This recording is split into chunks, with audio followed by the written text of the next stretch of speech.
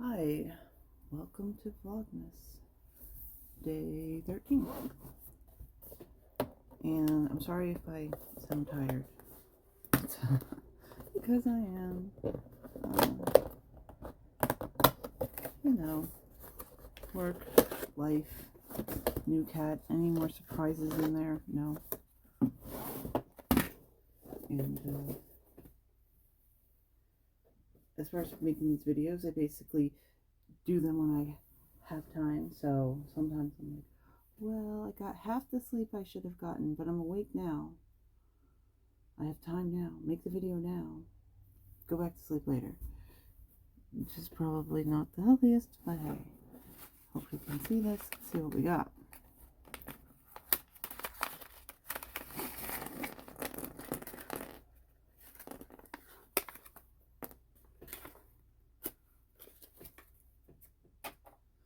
Today, what I'm going to talk about is another one that's hard for me because it's something that affects me with my avoidance. This is all in a good spot. Basically, actually, I can really move it. No, move it. There. Okay.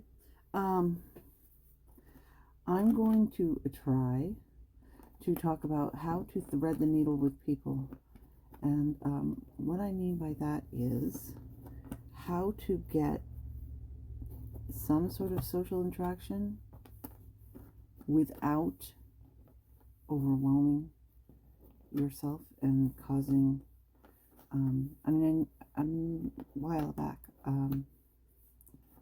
I made a video about, well, I call it the pendulum effect. That you push yourself to make changes, and then you just go zooming back to where you started, sometimes farther back than before you started, just because you're doing too much. And that what you have to do is you have to slowly make changes in order to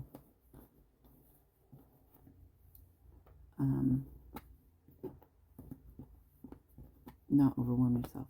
Guess what? I'm going to have to edit the video because I'm going to cough. Hold on. Well, why would you hold on? This is going to break and cut, and I'll be right back.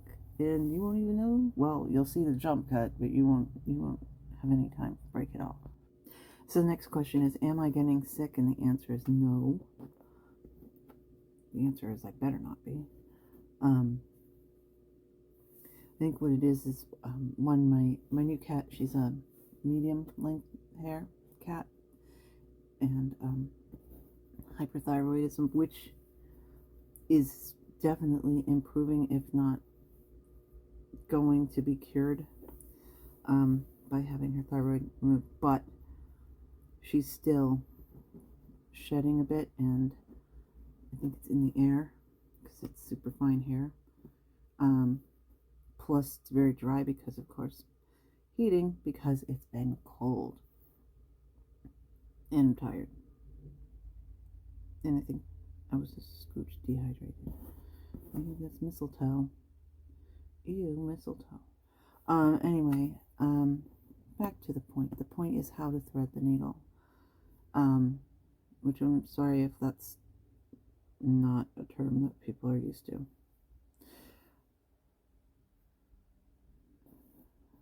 So, basically, I bet I could be obnoxious and just be like, oh, you just do this like a normal person.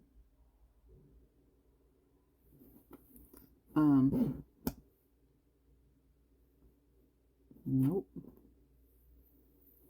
I might want that to fit, but that's not going to fit.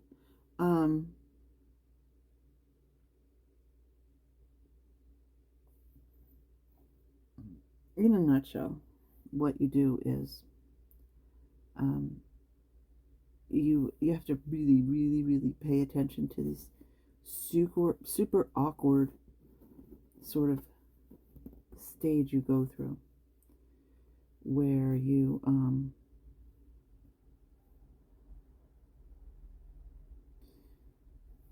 you might feel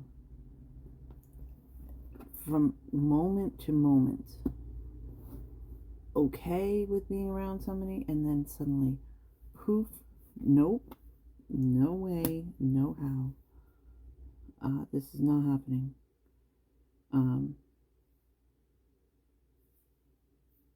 So first of all, there's that issue of the nope, this is not happening.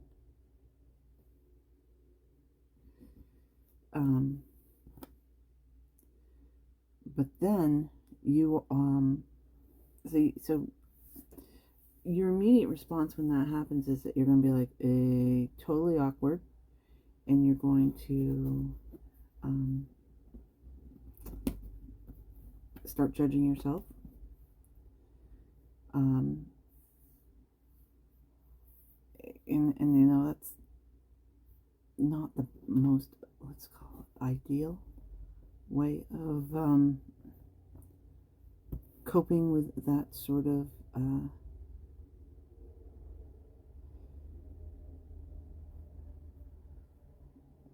problem that you're having, is to judge yourself. So that's not cool. And I'm not judging by saying that. I'm saying this is not a great situation to find yourself in, where you're suddenly feeling awkward and judging yourself again. And what it does is it makes you go right back down into your hole.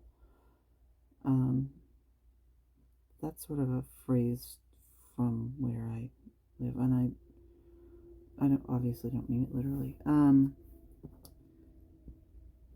Obviously to me. Geez, I'm doing a really good job of second guessing every word that's coming out of my mouth today. Jeez. But basically, it will encourage you to not interact anymore with anybody, which is the exact opposite of what you want to be doing. Because, again, the difference between somebody with schizoid personality disorder and an avoidant personality disorder is an avoidant person kind of wants, more than kind of wants, a relationship of some sort, but they feel they can't have it. It's not worth the bother, it's too difficult, etc. And so they avoid them. That's, it's not like you're avoiding people. If you're just actively avoiding people, this is way over to the side again. That's a sign of depression, not avoidant personality disorder.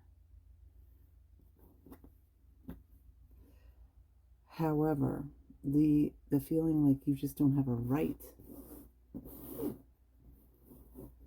to a relationship. Nope, close, no cigar. Is that's the avoidant personality disorder part. So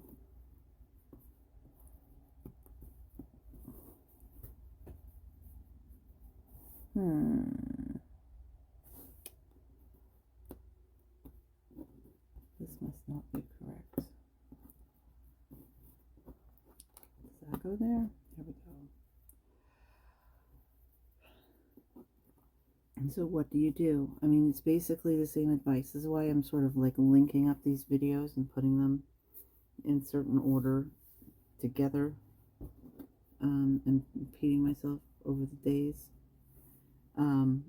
It's sort of the exact same process, is that you try a tiny little bit at a time,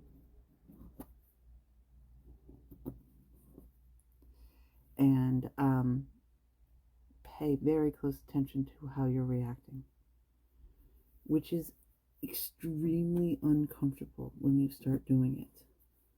I understand that, and it's probably like, it's part of you that's kind of like, this is the dumbest thing I ever heard, because it's difficult and it's hard. But again, it's the type of thing where you get to decide whether or not you want to actually do this. Yes, I know it's weird that I'm putting the middle of the puzzle in instead of the edges. Everything about this is weird. Like I said, I don't, definitely don't do puzzles like this on a regular basis. The heck? Go there. It is weird. It's weird that I'm doing it like this. But guess what? I'm doing it like this.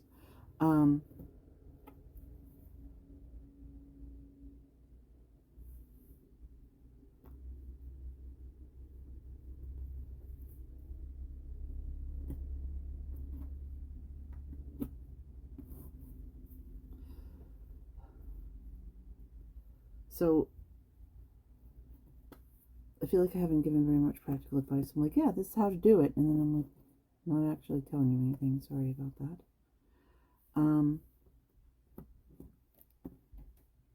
But again, it's because it's difficult for me. So you have to not let yourself become so isolated that you're completely depressed, because then it's like too much of a mountain to climb to get to the point where you can interact with people again. So you don't want to do that.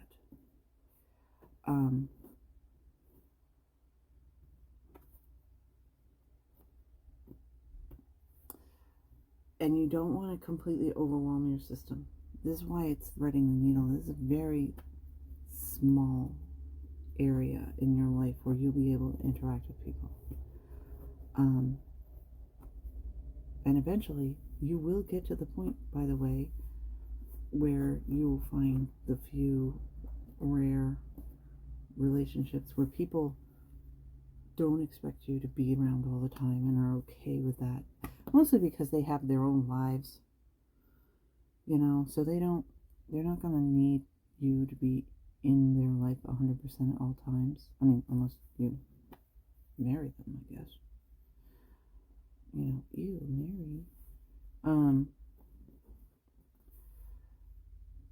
And that's a whole different matter. And no, I can't make a video on that because guess what? That ain't happening.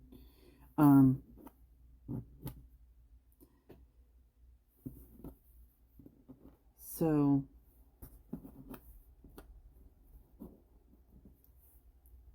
you have to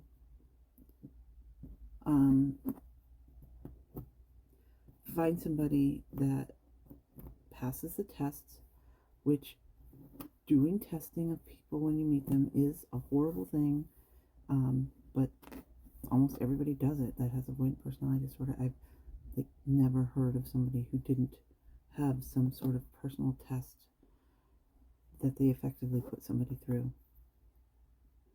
to see how they're going to react to basically anything, just so that and I mean, I don't mean like a horrible test, like I'm gonna make you jump through massive hoops or whatever. I just mean,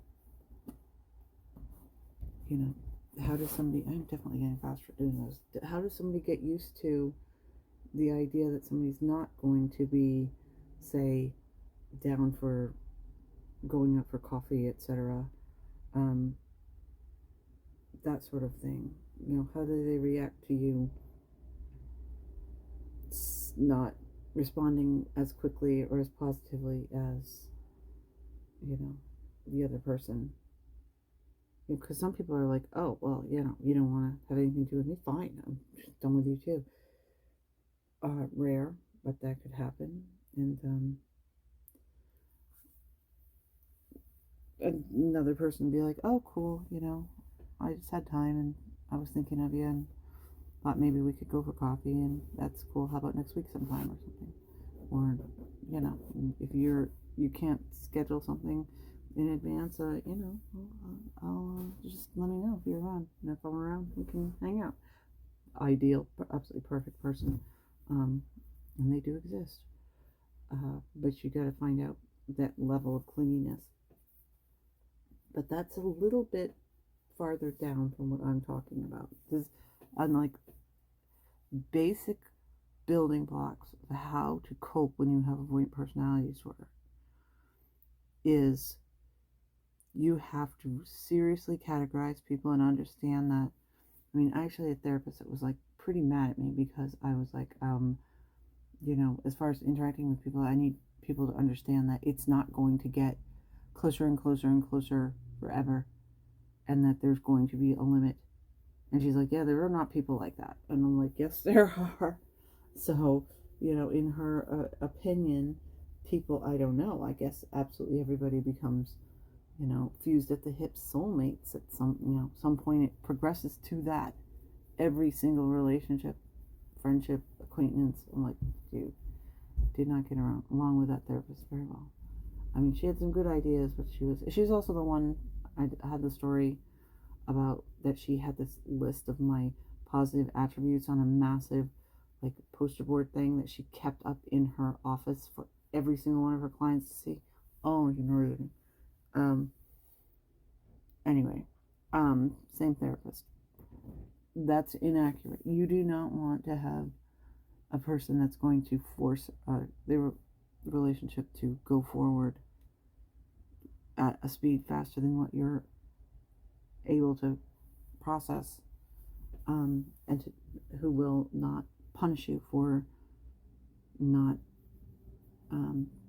doing that. And I think it's actually a little bit easier now that they have the internet thing.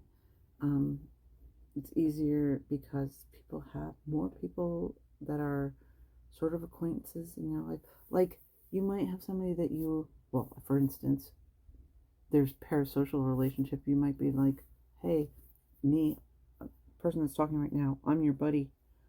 We've never interacted at all. Maybe you've never posted a note or anything like that on YouTube, so I have no idea who you are. So it's extremely one-sided, and that's cool. I mean, that's basically why I make Vlogmas videos, because I know this is hard for people when they're seeing all the super social stuff going on with the people in their lives and around them, and they can't participate. And it's like, okay, let's give you something to focus on besides the fact that you're not meeting that standard, as annoying as the standard is. I get it. There are people that actually do interact, but they've never actually met each other, like maybe like a gaming buddy or something like that. There are people that have people they've never met in their life on their Facebook. It depends how much you're using Facebook. I hope that you're not saying, hey, I slightly overburned my grilled cheese and putting that on Facebook and have people that you never actually know. I don't think that people with brilliant personalities do that very much. But anyway, I'm using these cliches to make a point, that it's a little easier to have these sort of not as there goes my voice again. I swear, I'm just tired. Not as close relationships. And that's basically what you need to do, is you need to monitor what is your personal level,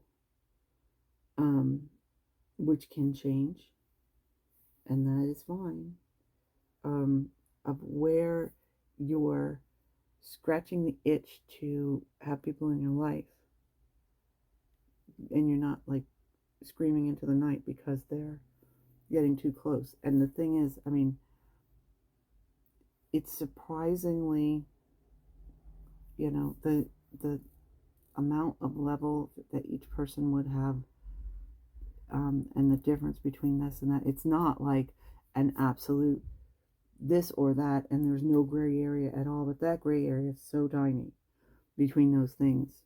And so that's why finding that balance is really hard. How to do it is to have multiple people. I know that's even worse, but I mean literally, like, you might prefer a cashier at the grocery store, mostly probably because they never speak to you, so you don't have to interact with them at all. But it is a person that you're seeing on a regular basis, every week or so, every couple times a month. you know, as far as people with avoidant personality goes, disorder goes, I keep cutting that short. That counts as a relationship. So if you have that, which sort of raises your level a little bit because you've got this person that you're seeing on a regular basis in a very safe manner, then somebody who you maybe wanted to have more of a close friendship, but you don't want to tip it to the next level where it's overwhelming, it sort of like balances that out so that you can have, raise this one up a little higher so that this one over here, which is not quite at the level that you want but can't go to the next level without overwhelming you. Does that make sense? That's how you do it. And pay attention to juggle what's going on, because you know what, if this other relationship, this other friendship slightly gets a little bit more and it starts stressing you out, what you can do is stop going to that grocery store and maybe go there once every couple months, to see that friendly checkout person, and that one you can control more to sort of keep that balance. And that's basically it. So don't try to hold out to find a person who's going to be a perfect level for you, because they're going to be rare. I mean, it's possible you can find somebody with a perfect level. But again, rare. So that's how you do it. You sort of, now, again, if you completely, like people in the pandemic, stuff like that, people really retreated and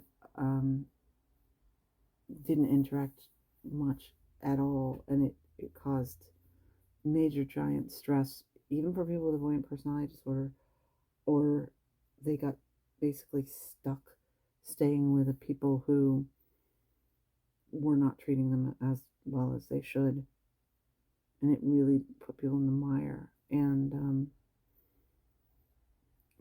so you can see where having too little, I mean, it really does, it like causes depression and everything else. And try to pay attention to that, because it is really hard to try to interact with people when you haven't been interacting with people and you're like really stuck in the avoidant personality disorder part. And so really truly, I can't emphasize enough how great check out people. Don't go to like some crazy store like a Whole Foods where people are just swarming. Ugh. But and don't go to some place completely utterly dead, because the checkout person will be more likely to want to talk because they are bored. And no. Find that sort of middle ground. It does take work, it does take effort, and it works out if you start by having these non-relationships that are not even really acquaintances. They're like less than acquaintances. If you start by having those, then it's like a buffer, and then you can branch out and get, find somebody in some way. I know that's hard. It's like, oh, yeah, I can just do it. I'll give more tips later on how to do it, but I sort of like have to have these baseline videos of how to get from here to there, and what to be aware of. Is this adjustment of exactly, you can't find a perfect person, and people change. Even if you find a perfect person, they're going to change. So being able to adjust and balance by using these non-relationships is how you can keep the more significant relationships and friendships in that gray area. You can keep distance without, I mean, unless you want a bestie that's harassing you all the time and wants to have coffee every day, I would go crazy. If I, if I had somebody like that in my life, it would cause me to mistrust what was going on. I mean, this is a fact. This is how I react. I'm like, this is not real. There's either something wrong with them or I'm being set up or something. It's just how the self-protection works. So it can't be done. Can't trust anybody. We've been over this. Yeah. Okay. So I think I finally got to the point in the end of really how to do that, how to make that adjustment, and how to pay attention to these non-relationships. And I mean, you don't have to obviously say anything.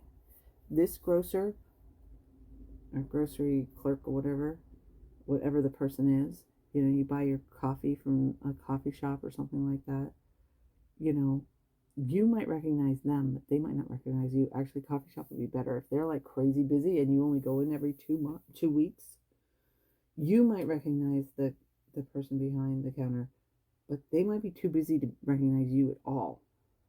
That's like perfect. Because then you can, again, elevate something that's got just slightly too little, where you really are feeling this itch to make it